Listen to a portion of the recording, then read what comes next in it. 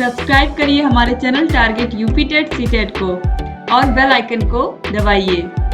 Hello friends, मैं रेनू स्वागत करती हूँ आप सभी भावी अध्यापक एवं अध्यापिकाओं का आपके अपने channel target UP TET CTET में। दोस्तों, आज की इस क्लास में हम आपके डीएलएड 4th सेमेस्टर के विज्ञान विषय के मोस्ट इम्पोर्टेंट बहुविकल्पी क्वेश्चंस की सीरीज में आपके राजन सीरीज के क्वेश्चंस को यहाँ पर स्टार्ट करने जा रहे थे। यहाँ पर जितने भी प्रश्न पिछले साल में पूछे हुए हैं आप देख सकते हो, सारे के सारे प्रश्न यहाँ पर दिए हुए हैं। तो चलिए स्टार्ट करते हैं क्वेश्चन नंबर 1 से। और आपको पता है कि सारे विषयों के बहुविकल्पी अतिलघुत्तरीय क्वेश्चन को मैंने पहले ही करवा दिया है। अगर आपने नहीं देखा है तो आप लोग प्लीज देख लीजिए, ताकि आप लोग की तैयारी जो एग्जाम तक वो बेहतर हो पाए। तो क्वेश्चन नंबर 1 है, प्राकृतिक वर्ण द्वारा जातियों का उद्भव नामक पुस्तक के लेखक कौन है? Lamarck, Darwin, Hugo de bridge या फिर टॉन्सले। तो दोस्तों, इसका जो राइट आंसर है वो है डार्विन। ऑप्शन नंबर बा जो है ये राइट आंसर हो जाएगा। क्वेश्चन नंबर 2 पे आते हैं, विश्व एड्स दिवस कब मनाया जाता है? 1 जून को, 23 सितंबर को, 11 जुलाई को या 1 दिसंबर को? तो विश्व एड्स दिवस हम मनाते हैं हर साल 1 दिसंबर को। ऑप्शन द जो है ये राइट आंसर हो जाएगा। क्वेश्चन नंबर 3 पे आते हैं, विद्युत धारा का मात्रक है कूलाम, वोल्ट, सेकेंड या फिर एम्पियर। तो विद्युत धारा का मात्रक आप सभी को पता है क्या है? एम्पियर है। V equal to I R, आप लोगों ने फॉर्मूला पढ़ा होगा, जहां पर V जो है ये वोल्ट है, विभव है, I जो है विद्युत धारा है, एम्पियर में इसको मापते हैं, और R क्या है? प्रतिरोध है, जिसको हम ओम में मापते हैं। क्वेश्चन नंबर 4 पे आते हैं। क्वेश्चन नंबर 4 पूछ रहा है, इसमें से चुंबकीय पदार्थ है निकिल, लोहा, कोबाल्ट या सोना। तो दोस्तों, निकिल भी चुंबकीय पदार्थ है, लोहा भी है और कोबाल्ट भी है। तो यहाँ पर इसको पूछना चाहिए था कि अचुंबकीय पदार्थ इनमें से कौन सा है। जब अचुंबकीय पूछेगा तो राइट आंसर क्या हो जाएगा? ऑप्शन नंबर द, सोना। ठीक है, बाकी के बाकी सभी क्या है? निकिल, कोबाल्ट और लोहा, ये तीनों ही चुंबकीय पदार्थ है, चुंबक को आकर्षित करते हैं। ठीक है, चुंबक में चिपक जाते हैं। तो आगे बढ़ते हैं। क्वेश्चन नंबर 5 है, डोलोमाइट किसका अयस्क है? Hg, Mg, Mn या फिर Zn। तो ये दोस्तों मैग्नीशियम का अयस्क है, Mg राइट आंसर हो जाएगा। ऑप्शन नंबर ब जो है ये राइट आंसर हो जाएगा। 2022 के एग्जाम में पूछा हुआ प्रश्न है। क्वेश्चन नंबर 6 है, कांच की छड़ को रेशम से रगड़ने पर छड़ में किस प्रकार का आवेश आ जाता है? धन आवेश, ऋण आवेश, दोनों आवेश या कोई आवेश नहीं। 2016 में पूछा हुआ प्रश्न है। तो राइट आंसर हो जाएगा ऑप्शन नंबर अ, धन आवेश आ जाता है। किस पर? छड़ में। कांच की छड़ की बात हो रही है यहाँ पर, याद रखिएगा। कांच की छड़ को जब हम रेशम से रगड़ते हैं तो छड़ में धन आवेश आ जाता है। क्वेश्चन नंबर 7 है, आवर्त सारणी में किस समूह में ऊपर से नीचे जाने पर आयनिक त्रिज्या घटती जाती है, सुचालकता घटती जाती है, घनत्व घटता जाता है या धात्विकता बढ़ती जाती है? तो धात्विकता बढ़ती जाती है। ऑप्शन द जो है ये राइट आंसर हो जाएगा। क्वेश्चन नंबर 8 है, रुधिर का थक्का बनाने वाली रुधिर कणिका का क्या नाम है? रुधिर कणिका, लाल रुधिर कणिका, प्लेटलेट्स, श्वेत रुधिर कणिका या इनमें से कोई? तो हम सभी को पता है ऑप्शन नंबर ब जो है प्लेटलेट्स, ये रुधिर का थक्का बनाने वाली रुधिर कणिकाएं होती हैं। 2016-2017 दोनों ईयर्स में लगातार ये प्रश्न पूछा हुआ है। क्वेश्चन नंबर 9 है, प्राकृतिक चयनवाद प्रतिपादित किया था डार्विन ने, ग्रेगर जॉन मेंडल ने, जगदीश चंद्र बोस द्वारा या फिर लैमार्क द्वारा? दोस्तों राइट आंसर है डार्विन द्वारा। 2016 में देखिए पूछा हुआ, और यही पहला भी प्रश्न है, आपने देखा होगा अभी। देखिए, प्राकृतिक वर्ण द्वारा जातियों का उद्भव, और यहाँ पर आप देखिए प्राकृतिक चयनवाद का सिद्धांत। सेम वही क्वेश्चन देखिए आप पूछा हुआ 2022 में भी, और देखिए 2016 में भी पूछा हुआ प्रश्न है। आगे बढ़ते हैं क्वेश्चन नंबर 10 पर, निम्नलिखित में से सांद्रण की विधि कौन सी नहीं है? फेन प्लवन विधि, चुंबकीय पृथक्करण विधि, निस्तापन विधि या गुरुत्वीय पृथक्करण विधि? तो राइट आंसर दोस्तों इसमें है ऑप्शन नंबर स, निस्तापन विधि। निस्तापन एक अलग विधि होती है, ये सांद्रण के बाद होती है, तो ये इसमें नहीं आती है। ठीक है, बाकी सब सांद्रण की विधियां हैं। अयस्कों के सांद्रण की बहुत अच्छे से मैंने क्लास में ये सारी की सारी चीजों को एक्सप्लेन करके आप लोगों को पढ़ाया है। क्वेश्चन नंबर 11 है, वातावरण और जीवधारियों के पारस्परिक संबंधों से क्या बनता है? समुदाय, पारिस्थितिकी तंत्र, जीवोम या खाद्य जाल? तो वातावरण और जीवधारियों के पारस्परिक संबंधों से बनता है पारिस्थितिकी तंत्र। ऑप्शन ब जो है ये राइट आंसर हो जाएगा। 2017 के एग्जाम में देखिए पूछा हुआ प्रश्न है, और सांद्रण की विधि वाला प्रश्न आप देखिए 2016 में पूछा हुआ है।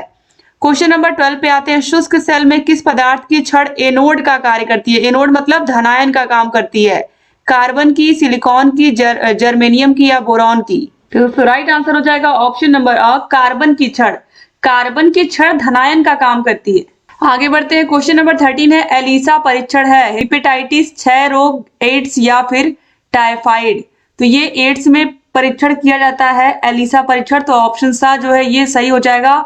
और ये एलिसा परीक्षण बार बार एग्जाम में पूछा गया है, ये बहुत इंपॉर्टेंट प्रश्न है, याद रखिएगा। क्वेश्चन नंबर 14 है, गैलेना किस धातु का अयस्क है? ये मैंने बहुत बार आप लोगों को बताया है, ये किसका अयस्क है? लेड का अयस्क है। ऑप्शन नंबर बा जो है लेड, ये राइट आंसर हो जाएगा। क्वेश्चन नंबर 15 है, निम्नलिखित में से दिष्ट धारा का प्रयोग करते हैं पंखे में, टॉर्च में, टीवी में या कूलर में? तो दोस्तों जितने भी आप देखते हो चीजें आपके घर में चल रही हैं, पंखा चल रहा है, टीवी चल रहा है, कूलर चल रहा है, ये सब आप देखते हो अल्टरनेट करंट से आता है। लेकिन जो टॉर्च है ये डायरेक्ट करंट, यानी कि ये दिष्ट धारा का प्रयोग करके इसको हम जलाते हैं, इसमें बैटरी लगाते हैं हम, ठीक है। तो इसीलिए ऑप्शन बा जो है टॉर्च, ये राइट आंसर हो जाएगा। बाकी सब अल्टरनेट करंट से चलते हैं, एसी से चलते हैं, ठीक है। अब ये डीसी से चलता है। क्वेश्चन नंबर 16 पे आते हैं, पौधों एवं जंतुओं के बीच की कड़ी है अमीबा, यूग्लिना, वायरस या क्लेमाइडोमोनास? तो राइट आंसर हो जाएगा यूग्लिना। क्वेश्चन नंबर 17 पे आते हैं, चुंबकीय पदार्थ इसमें से है कौन? लोहा, पीतल, तांबा या रबड़? तो इसमें से चुंबकीय पदार्थ आप सभी को पता है क्या है? लोहा है। ऑप्शन जो है ये राइट आंसर हो जाएगा। 2018 के एग्जाम में ये सभी प्रश्न आप देखिए पूछे हुए हैं। क्वेश्चन नंबर 18 है, लाल रक्त कणिकाओं का निर्माण कहाँ होता है? आरसीबी का निर्माण कहाँ होता है? तो लाल रक्त कणिकाओं का निर्माण यकृत, मस्तिष्क, प्लाज्मा या अस्थि मज्जा? राइट आंसर है अस्थि मज्जा में होता है। क्वेश्चन नंबर 19 है, विद्युत बल्ब में तंतु किस धातु का बना होता है? ये भी बहुत इंपॉर्टेंट प्रश्न है। टंगस्टन, सिल्वर, एल्यूमिनियम या फिर चांदी? तो राइट आंसर हो जाएगा इसका दोस्तों टंगस्टन का बना होता है। क्वेश्चन नंबर 20 और ये 2019 में पूछा हुआ प्रश्न है, हेमेटाइट किसका अयस्क है? जिंक का, लोहा का, कॉपर का या फिर सिल्वर? तो हेमेटाइट किसका अयस्क है? लोहे का अयस्क है। ऑप्शन ब जो है यहाँ पर ये राइट आंसर हो जाएगा। आगे बढ़ते हैं दोस्तों। क्वेश्चन नंबर 21 है, विद्युत धारा का मात्रक है? तो विद्युत धारा का मात्रक एम्पियर है, हम सभी लोगों को पता है। मीटर यहाँ पर लंबाई का मात्रक होता है और समय का मात्रक सेकंड होता है। 2019 में भी पूछा गया, 2022 के एग्जाम में भी ये पूछा हुआ प्रश्न है। क्वेश्चन नंबर 22 पे आते हैं, इसमें से कौन मिश्र धातु है? पीतल, तांबा, जस्ता या फिर टिन? तो दोस्तों राइट आंसर हो जाएगा ऑप्शन नंबर अ पीतल। पीतल को हम तांबा और जस्ता दोनों को मिला करके हम बनाते हैं पीतल, ठीक है। तो जस्ता और तांबा मिलकर के क्या बनाते हैं? पीतल बनाते हैं। तो पीतल मिश्र धातु है। ऑप्शन आ जो है ये राइट आंसर हो जाएगा। क्वेश्चन नंबर 23 पे आते हैं, भारत में एनीमिया के कारण है गरीबी, अज्ञानता, गंदा रहन सहन या उपयुक्त सभी? तो राइट आंसर हो जाएगा ऑप्शन नंबर द उपयुक्त सभी। 2019 में देखिए सब के सब प्रश्न पूछे हुए हैं। क्वेश्चन नंबर 24 है, उत्परिवर्तन का कारण है जीन परिवर्तन, जीवन संघर्ष, उद्विकास या प्राकृतिक चयन? दोस्तों राइट आंसर हो जाएगा ऑप्शन नंबर आ जीन परिवर्तन। क्वेश्चन नंबर 25 पे आते हैं, इसमें से तृतीयक उपभोक्ता कौन है? हरे पौधे, चूहा, सांप या फिर बाज? तो जो हरे पौधे होते हैं ये क्या होते हैं? उत्पादक होते हैं, आप ध्यान से समझिएगा, ठीक है। अब इनको कौन खाता है? इनको खाते हैं छोटे मोटे जो कीड़े मकोड़े होते हैं, टिड्डे होते हैं, टिड्डे खाते हैं, आपको पता है इनको। अब टिड्डों को कौन खाता है? मेढक खाता है, ध्यान से देखिएगा। और मेढक को कौन खाता है? सांप, ठीक है। तो यहाँ पर इस एरो को हम इस तरीके से बना देते हैं यहाँ पर इसको। तो आप देखिए ये जो है ये प्राथमिक उत्पादक जो है ये हरे पेड़ पौधे हो गए।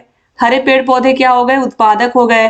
प्राथमिक उपभोक्ता टिड्डा हो गया, द्वितीयक उपभोक्ता मेढक हो गया, द्वितीयक हो गया, और ये सांप क्या हो गया? तृतीयक हो गया, ठीक है। तो बिना किसी कंफ्यूजन के यहाँ पर हम सांप लगाएंगे, कंफ्यूज मत होइएगा, ये बिल्कुल सही आंसर है। और बात जो होता है ये बिल्कुल उच्च स्तर पर होता है, किसी भी फूड सर्किल में आप देखोगे तो ये खाद्य जाल में सबसे ऊपर होता है, ठीक है। तो इस तरीके से यहाँ पर आप ध्यान से देख लीजिए, ये प्राथमिक उपभोक्ता हो गया टिड्डा, फिर मेढक द्वितीयक में आ जाएगा और सांप तृतीयक उपभोक्ता में आ जाएगा। तो ऑप्शन 7 सही हो जाएगा। क्वेश्चन नंबर 26 पे आते हैं, इसमें से कौन उपधातु है? लोहा, आर्सेनिक, सोना या ग्रेफाइट? दोस्तों राइट आंसर हो जाएगा ऑप्शन नंबर बा आर्सेनिक। 2020 के एग्जाम में पूछे हुए प्रश्न है ये। क्वेश्चन नंबर 27, उपार्जित लक्षणों के वंशागति का सिद्धांत किससे संबंधित है? डार्विन से, जीन बैप्टिस्ट लैमार्क से, ह्यूगो डी ब्रिज से या इनमें से कोई नहीं? तो ये संबंधित है लैमार्क से। उपार्जित लक्षणों के वंशागति का सिद्धांत इन्होंने ही दिया था, तो Jean Baptiste Lamarck right answer हो जाएगा। क्वेश्चन नंबर 28 है, नोबेल गैस का उदाहरण है हाइड्रोजन, ऑक्सीजन, कार्बन डाइऑक्साइड या फिर रेडॉन? जो रेडॉन है ये नोबेल गैस क्यों है? ये अक्रिय गैस है, किसी से क्रिया नहीं करती है। रेडॉन, जिनॉन ये सब जो है, हीलियम, ये सब किसी से क्रिया नहीं करते हैं। क्वेश्चन नंबर 29 है, जनित्र द्वारा ऊर्जा का रूपांतरण होता है। जनित्र यानी कि जो जनरेटर होता है, इससे ऊर्जा का रूपांतरण किस प्रकार होता है? विद्युत ऊर्जा का यांत्रिक ऊर्जा में, विद्युत ऊर्जा का रासायनिक ऊर्जा में, यांत्रिक ऊर्जा का विद्युत ऊर्जा में, या रासायनिक ऊर्जा का उसमें ऊर्जा में। तो आप सभी लोगों को पता है कि जनरेटर क्या काम करता है। जो जनरेटर होता है ये क्या करता है? ये यांत्रिक ऊर्जा को विद्युत ऊर्जा में बदलता है, जिससे सब लाइटें जलती हैं, फैन चलते हैं। ठीक है। क्वेश्चन नंबर 30 पे आते हैं, सिने बार किसका अयस्क है? सिने बार किसका अयस्क है? जिंक का, एयू यानी कि सोने का, Hg यानी कि पारे का, Fe यानी कि आयरन का। दोस्तों ये Hg यानी कि मरकरी या पारे का अयस्क है सिने बार। आगे बढ़ते हैं। देखिए 2021 के एग्जाम में ये सारे प्रश्न पूछे हुए हैं। क्वेश्चन नंबर 31 है, इनमें से विषाणु जनित रोग नहीं है। पोलियो, कोरोना, एड्स या हैजा। दोस्तों राइट आंसर हो जाएगा ऑप्शन नंबर द, हैजा। ठीक है। कोरोना वायरस आपने सुना ही है, पोलियो भी वायरस से होता है, एड्स भी आपको पता है HIV वायरस से ही होता है। क्वेश्चन नंबर 32 पे आते हैं, इनमें से प्राथमिक सेल नहीं है। Leclanche cell, Daniell cell, Volta cell या सीसा संचायक सेल। तो राइट आंसर हो जाएगा ऑप्शन नंबर द, सीसा संचायक सेल। ये द्वितीयक सेल है, प्राथमिक नहीं है। बाकी Leclanche cell, Volta cell, Daniell cell ये सब क्या है? प्राथमिक है। क्वेश्चन नंबर 33 पे आते हैं, रक्त को निम्नलिखित में से किस तापक्रम पर कांच या प्लास्टिक की वायुरुद्ध बोतलों में सुरक्षित रखते हैं? 4.5 degree centigrade, 5.4 degree centigrade, 3.5 degree centigrade या 5.3 डिग्री सेंटीग्रेड। दोस्तों राइट आंसर है ऑप्शन नंबर आ, 4.5 डिग्री सेंटीग्रेड। क्वेश्चन नंबर 34 है, डार्विनवाद संबंधित है उपार्जित लक्षणों की वंशागति से, अंगों का उपयोग और अनुप्रयोग से, जीवों के आकार में वृद्धि की प्रवृत्ति से, या योग्यतम की उत्तरजीविता से। तो जो डार्विनवाद है दोस्तों ये निर्भर है, तो योग्यतम की उत्तरजीविता जो है ये डार्विनवाद इससे संबंधित है। तो ऑप्शन द जो है ये राइट आंसर हो जाएगा। दोस्तों यहाँ सीरीज में गलत दिया हुआ ऑप्शन। उपार्जित लक्षणों की वंशागति का सिद्धांत लैमार्क ने दिया था, और यहाँ पर राइट आंसर क्या है? डार्विनवाद किससे संबंधित है? ये योग्यतम की उत्तरजीविता से संबंधित है। क्वेश्चन नंबर 35 पे आते हैं, ऊर्जा का मात्रक है एम्पियर, न्यूटन, जूल या सभी। तो राइट आंसर है जूल।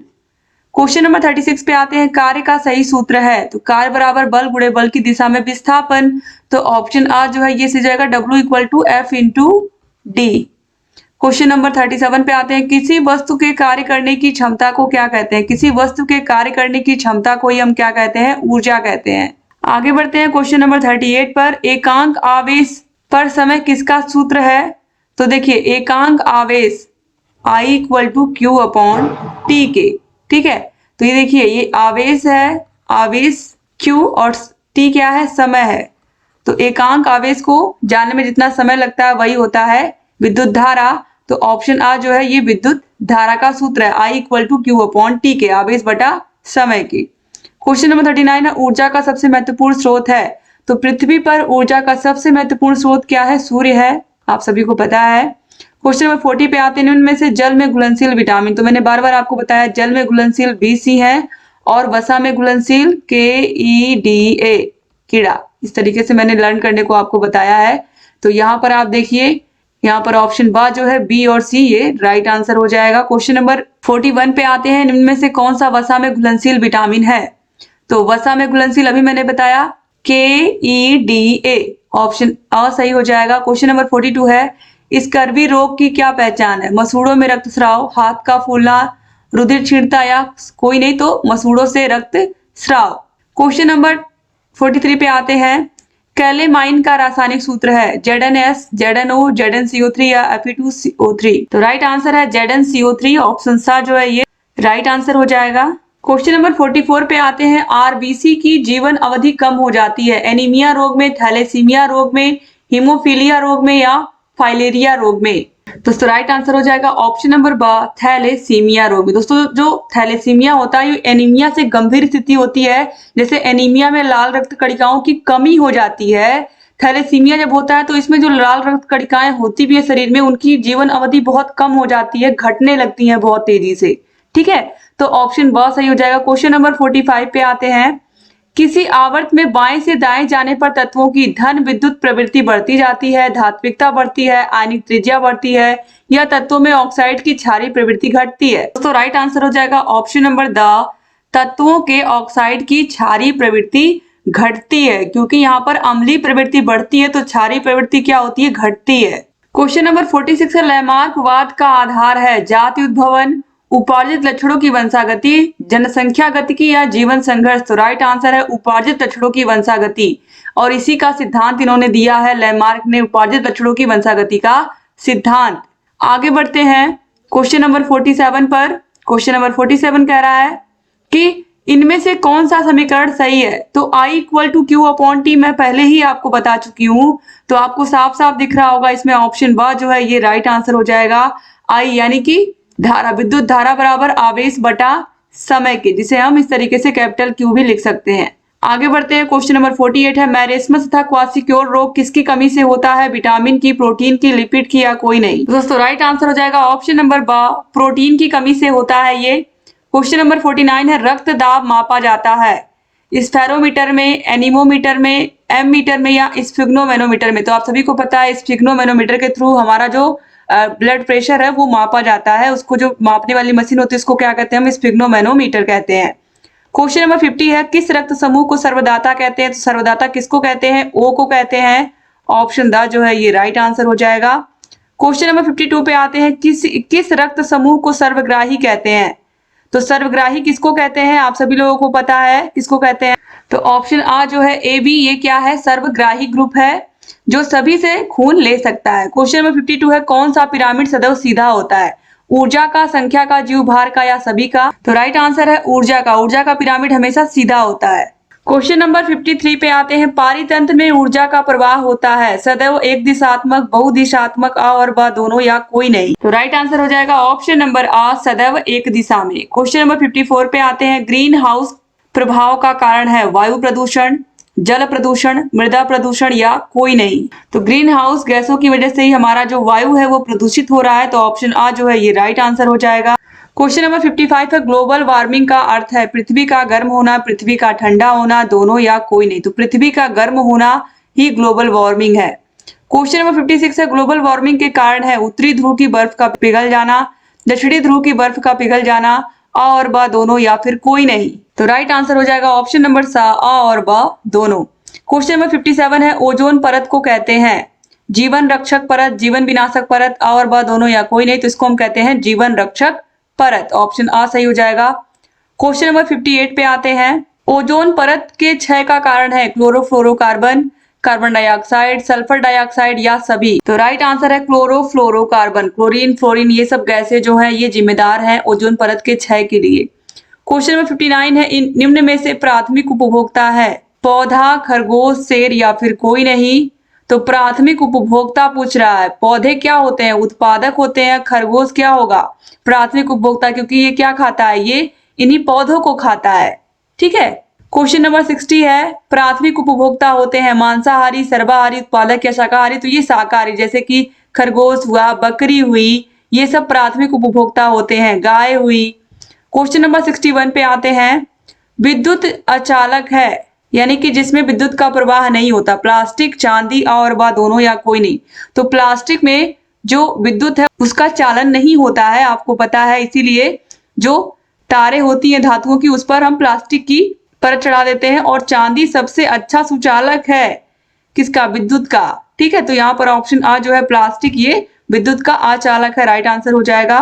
क्वेश्चन नंबर 62 है, रुधिर का पीएच कितना होता है, 2.3, 7.4, 5 या 3।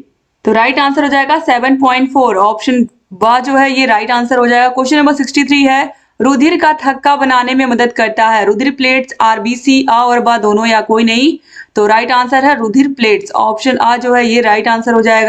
क्वेश्चन नंबर 64 है, एड्स का विषाणु है एचआईवी, जीका, आ और बा दोनों या कोई नहीं। तो राइट आंसर आप सभी को पता है एचआईवी वायरस से फैलता है। क्वेश्चन नंबर 65 है, इसमें से विषाणु जनित रोग है कॉलरा, एड्स, पीलिया या दंत रोग। तो दोस्तों यहाँ पर विषाणु जनित रोग पूछा है, तो विषाणु यानी कि वायरस से एड्स भी होता है और पीलिया भी होता है वायरस से ही, जबकि जो दंत रोग होते हैं ये जीवाणु से होते हैं। ठीक है, और जो कॉलरा यानी कि हैजा होता है ये भी जीवाणु से ही होता है। ठीक है, तो यहाँ पर विषाणु जनित दोनों सही है, पीलिया भी सही है और एड्स भी सही है। आगे बढ़ते हैं क्वेश्चन नंबर 66 पे, रुधिर के भाग है प्लाज्मा, रुधिराणु, अ और ब दोनों या फिर कोई नहीं। तो राइट आंसर है ऑप्शन नंबर सा, अ और ब दोनों। क्वेश्चन नंबर 67 है ऑक्सीजन वाहक होता है हीमोग्लोबिन, रुधिर प्लेटलेट्स, अ और ब दोनों या कोई नहीं। तो हीमोग्लोबिन ऑप्शन आ जो है ये राइट आंसर हो जाएगा। क्वेश्चन नंबर 68 है निम्न में से पोटेशियम का संकेत है। तो पोटेशियम का संकेत आप सभी को पता है, इसमें के है पोटेशियम का संकेत, ये सोडियम है यहाँ पर आपको दिख रहा है।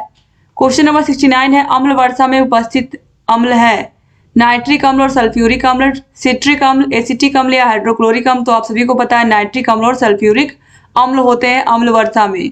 क्वेश्चन नंबर 70 है भोपाल गैस त्रासदी का कारण कौन सी गैस है। तो मिथाइल आइसोसाइनेट, ऑप्शन नंबर बा जो है ये राइट आंसर हो जाएगा, ऑप्शन बा। क्वेश्चन नंबर 71 पे आते हैं ताजमहल के दिन प्रतिदिन भद्दा होने का कारण क्या है। तो आप सभी लोगों को पता है अम्ल वर्षा, ऑप्शन सा जो है ये राइट आंसर हो जाएगा।